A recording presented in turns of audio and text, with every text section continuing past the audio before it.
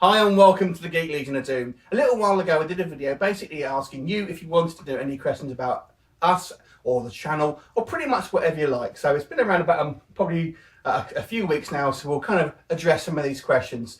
So I'm Leo, you probably see me the most. I tend to be the one who does the YouTube channel. And of course we've got Chris and Steve here who are regular contributors to the channel as well. So we've got a few questions that were asked, and we're going to start off with Geek Mythology blog, and basically he asks, what is your favourite so bad it's good kind of movie?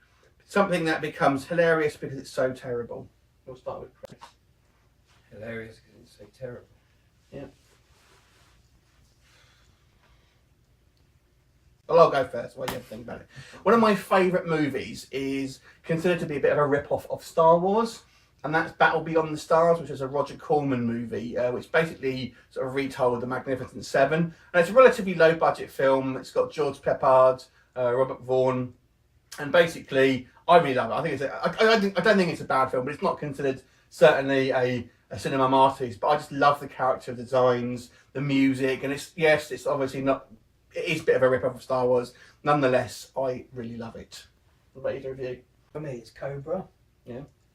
It's Sylvester Stallone.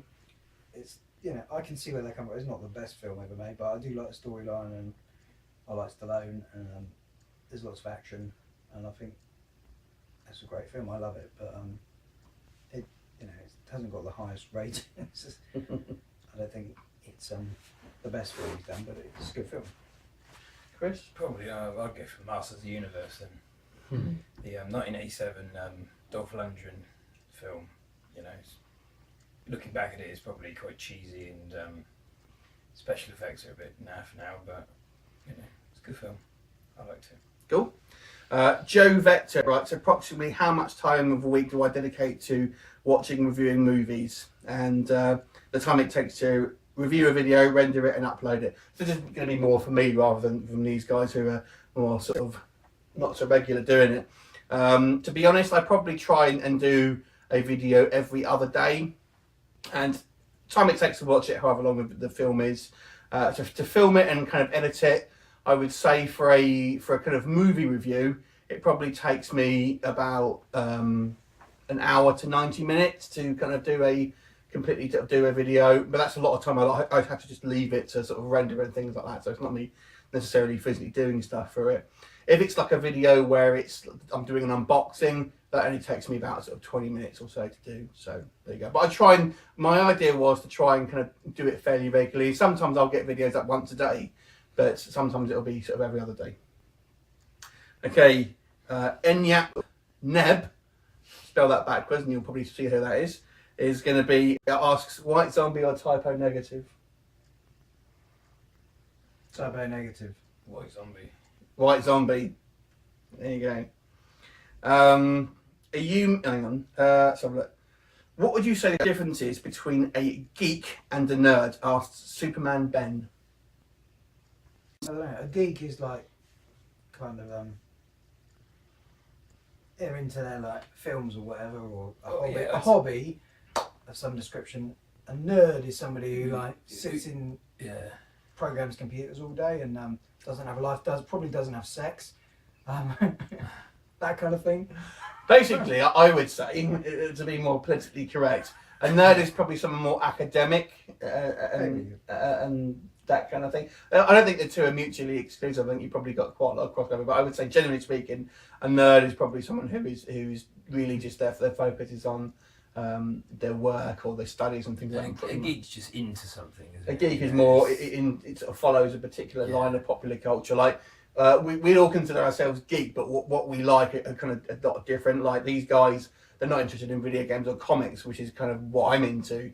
But they're into a lot more of the kind of like the particular sort of films, and Steve's into Nazis, for example. So, so it's so it's a whole different things.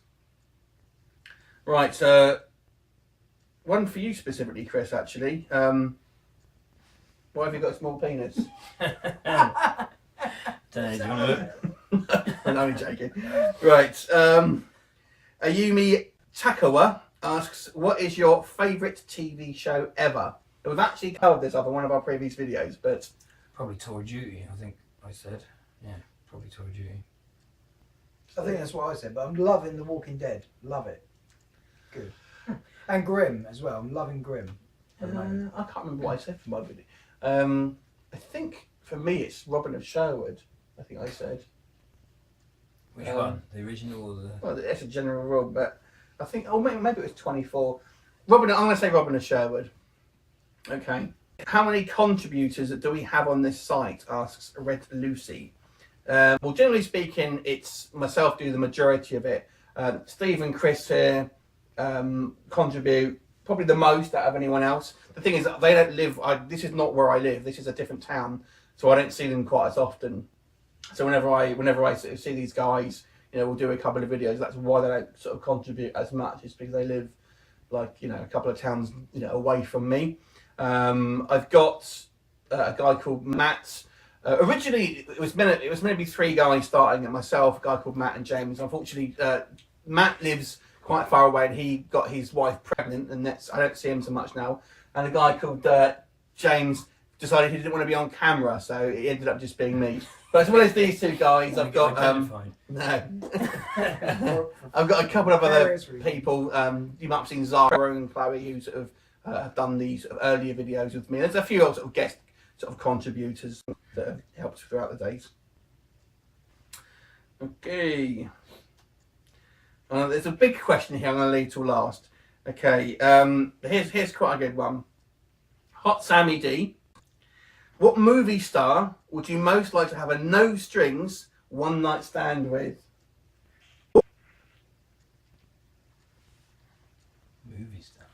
Movie star. Kelly Brook. If you could call her a movie star. That is stretching it down to the movie star. Whatever. Oh, she was in a film, 2 films. Yeah, she was in Piranha Double 3D and Double D. That'll do then. Yeah. I don't know. Steve? I'll go. Mine's one night stand. So I always like Gillian Anderson personally, but for a one night stand, I would probably go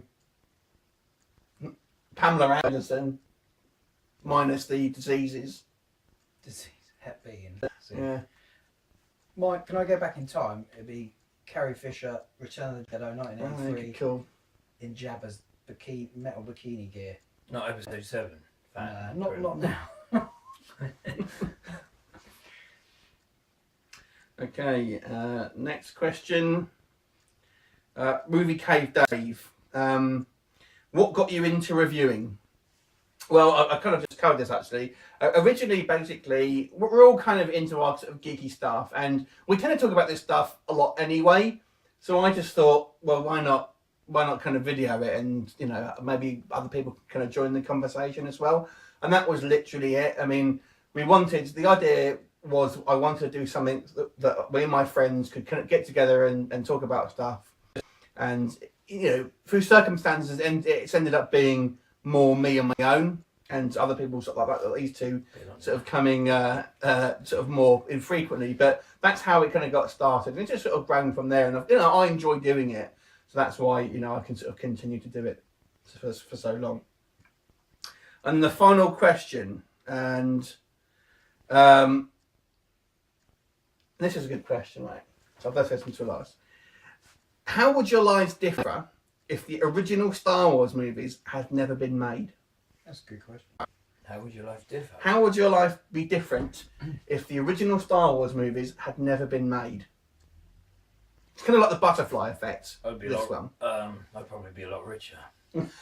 Yeah, I mean, I wouldn't have half the stuff I've got.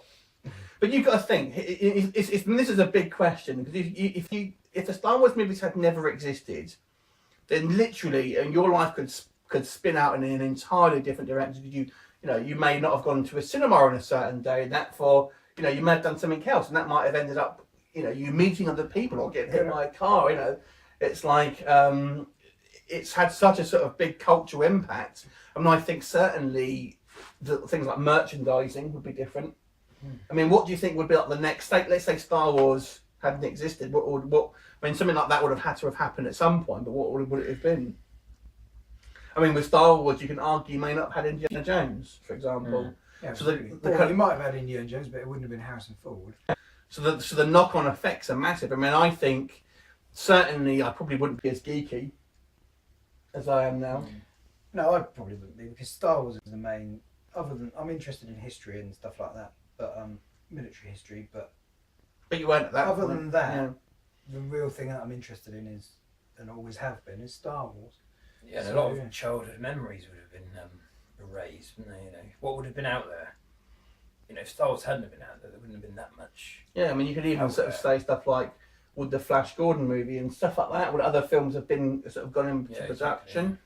exactly. So it's a big question, and I think to answer it, How would Harrison Ford's career have panned out? he would have stuck with, could probably been a carpenter, wouldn't What would have done without the Phantom Menace? he? Yeah. Yeah, Jar Jar Binks. So yeah, I mean, it would have been. I mean, when you were a kid and stuff, you were playing all the toys and stuff. I mean, what would you have been playing with? Because you probably wouldn't have been playing with Star Wars toys. I mean, it was G.I. Joe and stuff. Yeah. When I got to know these guys, it was actually Then kind of after the Star to a Wars. certain degree, Yeah. would G.I. Joe have taken off so much Yeah. at that scale, the 3 3/4 inch scale. it was because Star Wars that it kind was of Star Wars that started all really that off as well. kicked Yeah. off that scale of figure. So yeah, it's an interesting. So it's actually quite far-reaching when you kind of think about it. It's not just like no, it has an impact on loads of people. yeah. Not just the people who made the films, but the people of, us, anybody who's interested in it in any way, or anybody who has had anything to do with any part of the films. Or Well, even that, I don't even think anything to do with it. I mean, it's just even like conversations that we would have had, we wouldn't have had if obviously, and things we would have maybe have gone to different places, and just the smallest kind of detail could have ended up. You may have met a different like woman or something because your life may have gone in a particular direction because you may have made a different decision or something on something, for example, stuff like that. So it's a huge question. I think the world would be a massively different place, apart from places like, Iraq or somewhere else. Maybe it wouldn't be so different. But other than that, I think it's a huge question. It's very difficult to answer. To tell Good you question, huh? specifically. yeah, that's a good question. What it would be. We could just keep thinking about that question. Yeah. Cool. Anyway, that's all the questions. Thanks for everyone that asked a question, and I really appreciate it. And I hope you enjoy watching the channel still. Bye for now.